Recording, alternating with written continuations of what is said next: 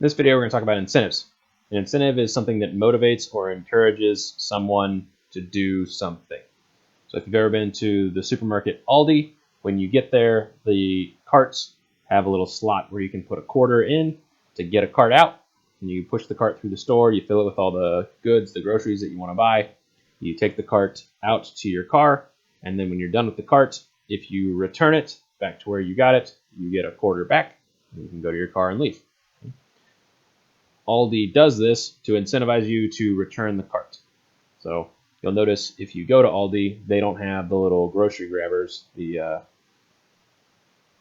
people who corral the carts, the cart corrals. So if you go to Walmart or Lowe's or Kroger, all of these stores have people that will go and grab the carts out of the parking lot and return them to the store, whereas Aldi is giving people an incentive to return their carts for them so they don't have to hire a cart corral person. Speeding tickets provide another incentive, right? This time, instead of a good incentive, this is a bad incentive, right? The policeman will pull you over if you're speeding and give you a ticket. Usually it's not a good ticket. They're going to give you a fine that you'll have to pay because you were breaking the law. And this is done as an incentive to promote safer driving and lower speeds. Another example of an incentive is a loyalty card. So things like Skyline have punch cards. So once you've eaten at Skyline 10 times, you may get a free cheese coney or a free three-way from Skyline, right?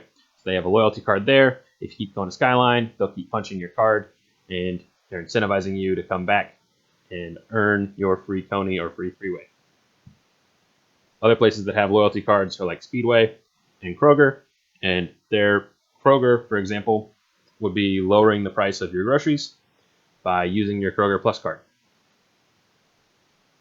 And they're incentivizing you to shop at Kroger to get lower prices on groceries. So we've talked about Aldi carts, the loyalty cards, and speeding tickets.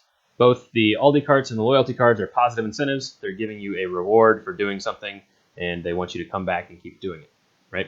They want you to return the cart, and they'll reward you for returning the cart, and Skyline's going to reward you for coming to Skyline and eating. Speeding ticket is an example of a negative incentive.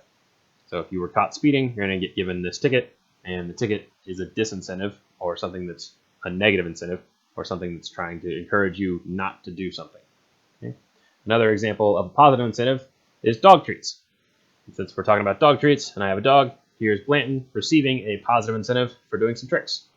Get the flies. Come here. Sit. High five. Bang. Good boy. Go to bed. Go to bed. Good boy. Yeah. Good boy.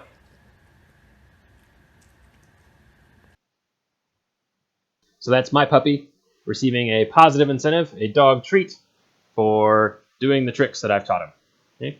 Some other negative incentives would be things like a carbon tax. So we're going to charge people to pollute the environment, and because the government is charging people to pollute the environment, they're going to pollute the environment less. Another negative incentive is a root canal. If you've ever been to the dentist or ever had a cavity and then went to the dentist, it's not super fun. And a root canal is a pretty good incentive to take care of your teeth. Okay? They knock you out, and then you're just sitting there on the table with your mouth wide open while the dentist asks you questions, and you have to respond with an open mouth. Right?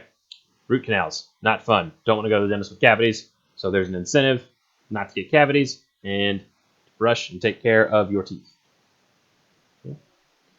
Here's a clip from The Office to show another example of positive incentives. That clip shows another example of a positive incentive. Right? Andy is the new manager of The Office, and he gives them an incentive program, as he calls it, because he can't pay them anymore. So he must provide some other positive incentive, and he gives them points as an incentive to work a little harder in the office. Incentives can also be direct or indirect, and an example of this is the state lottery. So the Ohio state government funds school systems through the proceeds it earns from lottery ticket sales. Okay? So if you went to a public high school in Ohio, the money that was paid by the state of Ohio to the high school actually came from lottery proceeds. Okay? About half of the money for your school system came from local property taxes, and the other half comes from lottery proceeds. Okay?